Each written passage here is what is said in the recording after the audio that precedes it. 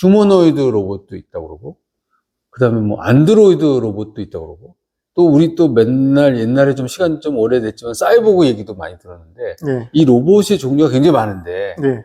이게 지금 어떻게 되고 있는 겁니까? 아니면 이 용어들에 대한 우리가 이해를 어떻게 해야 되는 겁니까? 일단 가장 기본적으로 그럼 로봇이 뭐냐? 로봇 그러면 이제 일반인들은 대충 다 알아듣긴 하는데 한번 로봇을 정확하게 정의를 한번 해보자라고 하면 이 손에 보면 여기 저 엄지하고 검지 사이에 여기 뼈는 없고 피부만 있는 부분 네, 여기다가 여기. 쌀알 정도의 작은 칩 같은 걸 삽입해가지고 네. 이걸로 뭐 쇼핑을 할 때 이제 결제 수단으로도 쓰고 출퇴근할 때 그 출퇴근 체크 수단으로 쓰고 뭐 이런 식으로 이렇게 그 자기 몸에다가 이걸 이제 뭐 소위 말하는 침습형이라고 하잖아요. 피부 안에다 집어넣는 그렇죠. 네. 이런 거를 삽입한 사람들이 이미 전 세계적으로 굉장히 많이 있어요. 기왕에 원작을 번역하셨으니까 바이센티니얼 맨의 내용을 줄거리를 짧게 한 2, 3분, 5분 예. 한번 설명해 주실래요? 예. 바이센테니얼 맨이라고 이제 영화 제목이고 1999년 작품이죠. 근데 원작 소설은 1970년대 중반에 나온 중편 소설이에요. 중편 SF 소설이고 휴고상이라고 해서 세계적으로 가장 권위 있는 SF 문학상도 받았던 소설이고 그리고 이제 이 소설의 작가가 이제 아이작 아시모프라는 또 유명한 SF 작가. 그래서 이 작품의 이제 간단한 줄거리는 이런 거예요. 가까운 미래의 미국의 어떤 이제 중산층 가정에서 새 로봇을 하나 구입을 합니다. 가정용 뭐 집사 로봇이라고 할 수 있는 휴머노이드 로봇이죠. 사람처럼 생긴. 그래서 이 로봇이 집에서 뭐 온갖 허드렛일 심부름 다 해주고 심지어 그 집에 있는 아주 어린 애들하고 놀아주는 일까지도. 은행에 가서 뱅크 어카운트 만들어 달라고 그러니까 아니 이걸 어떻게 만드냐라고 하는데 만들어 주라고 얘기를 하는 그런 장면이 기억이 납니다. 로봇공학 3원칙이 뭔지부터 한번 설명을 해 주셔야 될 것 같아요. 3원칙의 첫 번째. 네, 첫 번째. 로봇은 인간을 위험에 빠뜨려서는 안 된다. 그다음에 두 번째, 로봇은 인간의 명령에 절대 복종해야 된다. 단 첫 번째 원칙을 거스르지 않는 범위 내에서. 그다음에 세 번째는 로봇은 자기 스스로의 몸을 보호해야 된다. 단 첫 번째와 두 번째 원칙을 거스르지 않는 범위 내에서. 양쪽이 다 레퍼런스로 삼을 수 있는 것들이 뭐겠어요? 바로 SF잖아요. SF에서는 이런 미래의 다양한 시나리오들을 마치 그 스펙트럼처럼 이럴 수도 있고 저럴 수도 있는 그 다양한 미래의 가능성들을 쫙 이렇게 스펙트럼처럼 펼쳐서 보여주는 거란 말이죠. 그래서 바이센테니얼 맨은 로봇과 AI라는 분야에서 미래에 어떤 상황들이 있을 수 있는지를 우리로 하여금 미리 좀 생각하게 해주는 그런 레퍼런스가 된 거고.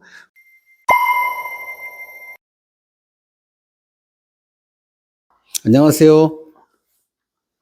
오늘 미래가 궁금하다. 우리 창조 아고라에서 그 주제를 가지고 서울 SF 아카이브에 계신 우리 박상준 대표님을 모셨습니다. 네, 안녕하십니까. 안녕하십니까. 네, 반갑습니다. 반갑습니다. 네.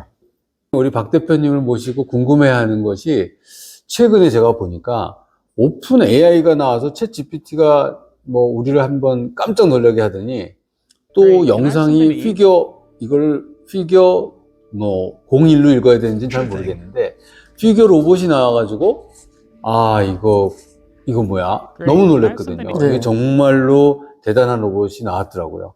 그러다 보니까 이거 이렇게 놀라고만 있을 일이 아니고 이거 앞으로 무슨 일을 우리가 지금 해야 될지를 생각을 안 할 수가 없게 됐습니다. 그래서 가끔 보면은 기업가들이 맨날 하는 얘기 중에 하나가 SF 영화 많이 봤다고 그래서 제가 박 대표님 바쁘신데 좀 모시고 SF에서 우리 미래를 여러 가지를 자꾸 다뤘었는데 앞으로 우리 정말 어떤 식으로 전개가 될 건지 한번 이야기를 듣고 싶어가지고 좀 이것저것 좀 제가 좀 여쭤보도록 하겠습니다. 제일 먼저 첫 번째 궁금한 것이 사실은 요새 자율주행차라고 그래가지고 뭐 열심히 만들고들 있는데 자율주행차는 운전자가 이제 운전 안 해도 된다는 거 아닙니까? 그럼 제가 이게 자동차가 아니고 로봇이 됐네 라는 생각이 드는 거예요. 그래서 로봇이 완전히 우리 옆에 왔는데 휴머노이드 로봇도 있다고 그러고 그 다음에 뭐 안드로이드 로봇도 있다고 그러고 또 우리 또 맨날 옛날에 좀 시간이 좀 오래됐지만 사이보그 얘기도 많이 들었는데 네. 이 로봇의 종류가 굉장히 많은데 네. 이게 지금 어떻게 전개되고 있는 겁니까? 아니면 이 용어들에 대한 우리가 이해를 어떻게 해야 되는 겁니까?를 한번 질문을 드리고 시작을 해보도록 하겠습니다. 네. 근데 잠깐 미안한데요. 박 대표님 소개를 참 우리 시청자분들한테 해야 되는데 제가 하는 것보다 우리 박 대표님이 직접 한번 네. 해주시죠. 네. 너무 오랫동안 이 SF에 대한 전문가로 알려져 있는데 자세하게 한번 좀 설명을 해주십시오. 예, 예.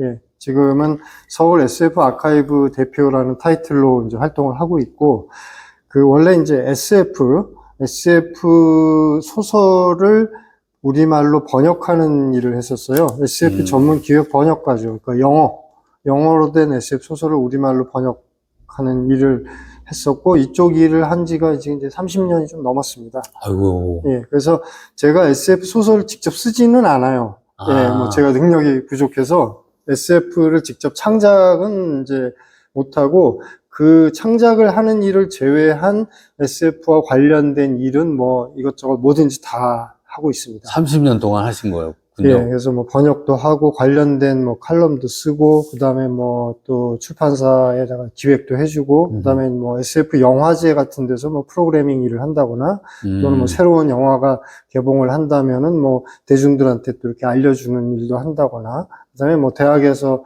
SF와 뭐 과학기술, SF와 미래 관련된 과목에 이제 강의를 한다거나, 뭐 이런 활동을 하면서 지금 뭐 관련된 뭐 학회라든가, 예를 들어서 뭐 사단법인 미래학회에서도 이사로 있고, 그 다음에 뭐 관련 정부 이런저런 부처나 이런 곳에서 뭐 자문 활동도 하고, 예, 그렇게 SF 창작을 제외한 SF와 관련된 모든 일을 하고 있다라고 제가 제 소개를 드리면 될 것 같습니다. 감사합니다. 네. 그럼 SF로 이렇게 작품을 쓰는 분들 심사 같은 것도 좀 하시겠네요? 그렇죠. SF 신인 공모전 같은 거 심사도 그동안 쭉 해왔죠. 예. 그렇구나. 그럼 지금 이렇게 막 뜨는 SF 작가들은 박 대표님을 아는 분은 굉장히 많겠네요. 이 분야에 오래 계셨으니까. 네, 아무래도 뭐 좀 그렇죠. 그래서 뭐 제 입으로 말씀드리긴 좀 쑥스러운데, 뭐 지금 한국에서 이제 SF 작가 그러면 많이들 이제 떠오르실 법한 분들 중에는, 작가분들 중에는. 제 머릿속에도 지금 한두 분 생각이 납니다. 예. 그래서 실명을 말씀드리긴 좀 그런데, 아무튼 뭐 제가 심사를 했을 때 이제 등단하신 분들이 여러 계시죠. 그러시구나. 예. 어쨌든 미래가 궁금하다. 제가 이 분야에 대해서 미래가 궁금한데 SF를 통해서 하여튼 미래가 하도 현실화되는 게 많다 보니까 오늘 박 대표님 모시고 그러면 일단 아까 말씀드린 대로 용어 정리부터 네네. 휴머노이드 로봇도 있고 안드로이드 로봇도 있고 뭐 그런데 이런 것들 어떻게 지금 전개가 되는 거예요? 일단 가장 기본적으로 그럼 로봇이 뭐냐? 로봇 그러면 이제 일반인들은 대충 다 알아듣긴 하는데, 한번 로봇을 정확하게 정의를 한번 해보자라고 하면 의외로 이게 좀 모호할 경우가 있거든요. 제가 질문을 하나 드리면, 지금 대개도 사실은 로봇이 여러 대가 있어요. 네네네. 뭐가 있을까요? 물어보는 거, 물어보고 오늘 날씨 어때부터 시작해가지고, 그거 물어보면 그래도 로봇인 것 같고. 네. 그거보다 더 옛날부터. 청소기. 움직이면서 자기가 로봇 청소기. 그렇죠. 그런 것도 있고. 예. 그러고 보니까 생각해보니까, 세탁기도 그것도 로봇이네요. 지가 알아서 그렇죠. 돌아가는 거고. 그러니까 우리 주변에 굉장히 많은 거네요.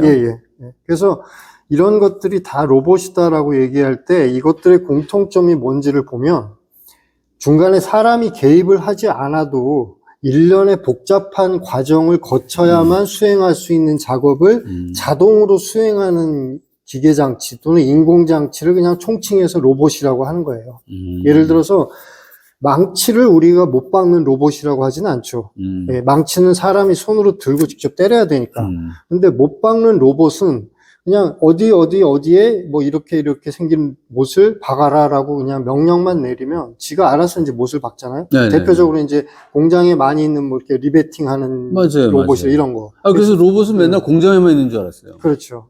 사실 우리들 집에 있는 이제 말씀하신 세탁기는 물도 지가 알아서 적정량 맞아요, 받아서 맞아요. 딱 한 다음에 자동으로 세탁, 그 다음에 저 헹구기, 탈수까지 다 자동으로 하죠. 중간에 네, 사람이 네, 네. 개입을 안 해도 우리가 일일이 중간에 그 헹구기 버튼 눌러주고 탈수 버튼 눌러주지 않아도.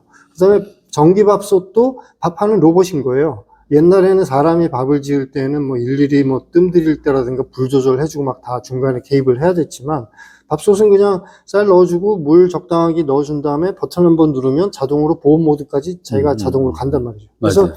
로봇이라고 하는 거는 중간에 하여튼 사람이 개입 안 해도 지가 알아서 일련의 복잡한 과업을 자동으로 수행하는 기계, 요거를 총칭해서 로봇이라고 하는 겁니다. 자동으로. 그렇죠. 근데 이제 여기서 휴머노이드 로봇이라고 하는 건 뭔가? 네. 휴머노이드라는 건 이제 휴먼이 인간이잖아요. 네. 그래서 겉보기에 네. 생긴 모습이 외형이 사람처럼 생긴 로봇을 휴머노이드 로봇이라고 합니다. 가운데 머리가 있고 몸통, 그 다음에 좌우 대칭으로 양팔, 양다리가 달려 있고 이족 보행을 하는 로봇. 이거를 휴머노이드 로봇이라고 하죠. 그래서 원래 휴머노이드라는 말은 꼭 로봇한테만 적용되는 게 아니라 어떤 물체든지 간에 사람은 아닌데 사람처럼 생겼으면 휴머노이드 타입이라고 얘기를 하는 거예요. 예를 들어서 뭐 SF에 나오는 외계인이 사람처럼 생겼으면 휴머노이드다 이렇게도 하는 거죠. 근데 요즘은 주로 로봇을 가지고 휴머노이드 타입의 로봇이다라고 얘기를 하는 경우가 많기 때문에 뭐 대화라든가 또는 뭐 글이라든가 이런 데서 굳이 로봇이라고 안 하고 그냥 휴머노이드라고만 해도 아 이거는 이제 사람처럼 생긴 로봇을 말하는 거구나라고 우리가 이제 이해를 하는 거죠. 아, 형태가. 네, 겉모습이. 네, 근데 뒤뚱뒤뚱 걷고 뭐 이렇게 쓰러질 것 같고 뭐 그렇게 해서 좀 불안해 보이더라고요. 근데 요새는 네. 뭐 제법 다들 잘 나오는 것 그렇죠. 같아요. 뭐 이족 보행이 제대로 잘 되는 것 같아요. 보스턴 다이나믹스라든가 또 그 밖에 요즘은 다른 회사에서도 아, 보스턴 다이나믹스 그 현대자동차 회장님이 지분 많이 인수한 그렇죠. 회사. 예. 거기는 보니까 사적으로 강아지 같은 게 예, 그건 이미 다니던데. 뭐 상업 판매도 하고 있고. 예.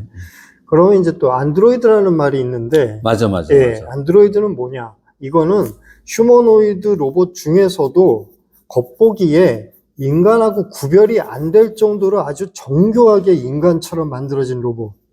그래서 사실 안드로이드라 그러면 겉모습은 물론이고 말하고 행동하는 것도 인간하고 구별이 안 될 정도로 인간하고 똑같이 만들어진 걸 이제 우리가 안드로이드라고 하거든요. 근데 말하고 행동하는 것도 인간하고 구별이 안 될 정도로 정교한 로봇은 아직까지 기술적으로는 좀 불가능하죠. 그래서 우리가 안드로이드라고 할 때는 대개는 이제 SF에 나오는 로봇들, 사람 배우가 연기하는 왜 인조인간들 있잖아요. 대표적으로 뭐 블레이드 러너에 나오는 그런 인조인간들, 뭐 이런 것들. 예, 또 터미네이터에 나오는 로봇들도 그럼 보면 사람이 연기하는 거잖아요. 그렇죠. 예. 네. 근데 기술이 발전하면 그래서 그렇게 그게 된다. 사람이 아니고 로봇이 저렇게 사람처럼 말하고 행동할 수도 있게 되는.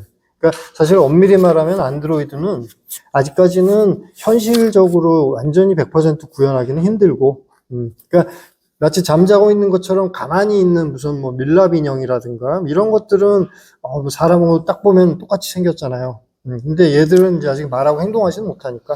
아, 그러니까 거의 사람과 거의 똑같다. 네. 그러면 안드로이드고 네. 그냥 사람의 형태를 갖추고 있으면 휴머노이드. 네. 이런 식으로 우리가 구분하면 되겠네요. 그렇죠. 근데 사이보그도 있잖아요. 참. 사이보그가 사실은 제가 앞에서 쭉 말씀드렸던 뭐 로봇, 휴머노이드, 안드로이드하고 완전히 다른 거예요. 이건 다른 개념입니다. 한마디로 사이보그는 로봇이 아니에요. 아, 그래요? 예. 사이보그는 뭐냐면 인간과 기계가 결합된 거예요. 그 인간입니다. 아, 인간이 있고 거기에 기계가 들어간 거다. 그렇죠. 근데 로봇은 100%. 기계다. 100% 인공. 인공으로 만들어진 거다. 아. 그래서 사이보그는 사실은 우리 주변에도 보면은 그 인공 장기 다신 분들 있잖아요. 이런 분들이 사실 엄밀히 말하면 사이보그입니다. 그리고 아, 몸에다가 무언가를 하여튼 기계 장치를 넣으면은 사이보그네요. 그러니까 인간의 신체 기능을 대신하는 어떤 인공 부품이나 인공 뭐 장기 같은 거를 착용을 하고 있으면 이거는 이제 엄밀하게 사전적으로 따지면 사이보그라고 할 수 있는 거예요. 그런데 지금 뭐 여러 가지 기계 공학도 발전하고 그다음에 전자공학도 발전해서 제가 보기에는 신체 일부에다가 뭘 집어넣는 일은 뭐 금세 생길 것 같은데요. 그렇죠. 이미 많이 우리는 생겼고. 그때 우리는 그러면 사이보그네. 그렇죠. 사실은 우린 이미 사이보그인 거예요.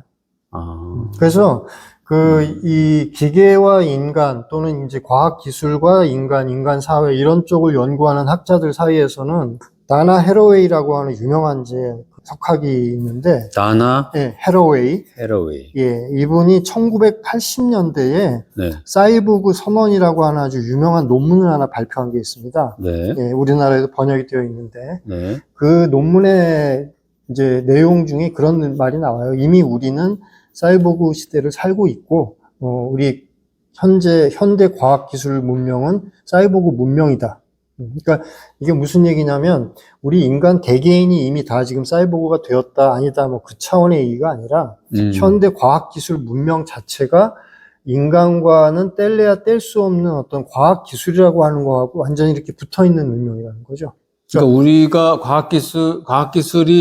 과학기술의 발전에 의해서 여러 가지 그런 발명품들이 우리랑 그냥 같이 살아가고 있는 그런 그렇죠. 과정이다. 예. 그러니까 과학기술이 없으면 현대 인류 문명은 이제는 존속할 수 없는 단계까지 지금 왔잖아요. 우리가 다시 원시 시대로 돌아갈 수는 없잖아요. 그래서 이미 인류 문명 자체가 하나의 거대한 사이보그 문명이다. 이런 의미가 되는 거죠. 그렇죠. 아, 전 사이보그라서 아니 그래도 저기 좀 거리가 있을 줄 알았더니 그게 아니고 이미 사이보그 그렇죠. 상황에 우리가 살고 있는 거네요. 예. 근데 이제 일반인들이 아직까지 사이보그 그랬을 때, 우리가 벌써 사이보그라고? 이런 그러니까. 게 생소한 이유가 아직까지 사이보그 시술을 받은 분들은 의료 복지 차원에서 뭐 사고를 당했거나 아니면은 선천적으로거나 간에 뭔가 신체의 일부가 제 기능을 못하는 상황에 있는 분들이 거기에 인공장기나 그러니까 의족이나 의수 같은 거, 요즘은 이제 작동하는 의족이나 의수가 많이 나오잖아요. 이런 것들을 부착한 사람들이 이제 사이보그라고 할 수 있는 건데, 일반인들은 이제 그런 거하고는 아직 거리가 멀죠. 그러다 보니까 사이보그가 생소한데, 아마 이제 이 코너를 계속 하다 보면 이제 그 얘기도 또 말씀을 드릴 기회가 있겠지만, 이제는 사지가 멀쩡한 사람이, 신체가 아무런 뭐 하자가 없는 사람도 자기 몸에 기계 장치를 부착하거나 삽입하는 그런 시대가 지금 이미 됐거든요. 아, 건강한데. 예. 그래서 아마 그 외신을 통해서 보도 같은 거를 아마 보셨을 거라고 저도 생각하는데, 그 미국이나 또는 스웨덴인가 그 나라가 특히 좀 그런 사람이 많다고 하는데, 이 손에 보면 여기 엄지하고 검지 사이에 여기 뼈는 없고 피부만 있는 부분, 여기다가 쌀알 정도의 작은 칩 같은 걸 삽입해가지고 이걸로 뭐 쇼핑을 할 때 이제 결제 수단으로도 쓰고, 출퇴근할 때 그 출퇴근 체크 수단으로 쓰고, 뭐 이런 식으로 이렇게 그 자기 몸에다가 이걸 이제 뭐 소위 말하는 침습형이라고 하잖아요. 피부 안에다 집어넣는 그렇죠. 이런 거를 삽입한 사람들이 이미 전 세계적으로 굉장히 많이 있어요. 아, 그러면 소위 말하는 그 은행 우리 카드. 그렇죠. 거기 있는 칩. 요거를 그럼 플라스틱 위에다가 얹혀놓는 게 아니고, 얘를 요 안에다가 집어넣고. 그렇죠. 뭐, 인체에서 반응만 괜찮으면. 그냥 그거 갖다 이렇게 결제할 때 되면 되는 거네요. 그렇죠. 그게 이미 SF가 아니고 이미 현실에 지금 현재 진행형인 상황입니다. 그러니까 우리가 예를 들어서 반려동물들 같은 경우에 이제 인식 칩 넣잖아요. 그래서 잃어버리면 그냥 찾으려고. 그렇죠. 그런 것처럼, 사실 보통 사람들은 멀쩡한 내 몸 안에다가 뭐 이렇게 칩을 삽입한다 그러면 거부감을 느끼는데, 사실은 인공장기 이런 거 시술 받으신 분들은 그보다 엄청 크고 복잡한 장치도 이미 몸 안에 집어 넣은 거잖아요. 근데 이런 분들은 이제 불가피하니까 그런 건데, 이제는 보통 사람들도 슬슬 인공 뭐 칩이라든가 또는 부품 같은 게 이 자기 신체 안에 이렇게 삽입을 하는 것을 허용하는 사람들이 이미 나오고 있는 시대라는 거죠. 이런 식으로 가다 보면 점점 보통 사람들도 사이보그 시술을 받는 그런 이제 비율이 계속 늘어나지 않겠는가. 지금 그렇게 전망을 하고 있습니다. 그러면 좀 정리를 하자면, 우린 이미 사이보그 시대에 살고 있습니다. 우리는 이미 사이보그입니다. 일부, 1%가 됐든 0.5%가 됐든, 거기서부터 시작해서 뭐 20%, 30%까지 늘어나는 그런 경우도 이렇게 있겠지만, 우리는 이미 사이보그고요. 그 다음에 우리 가까이에 오는 게 이제 휴머노이드가 올 거고, 로봇이 올 거고, 이제 점점 기술 개발이 돼서 발전하면 안드로이드가 이제 우리랑 같이 살게 되는 상황이 되겠네요. 그렇죠. 그런 이제 예, 흐름이 그런 되겠죠. 패스로 가고 있는 거네요. 네네. 자, 감사합니다.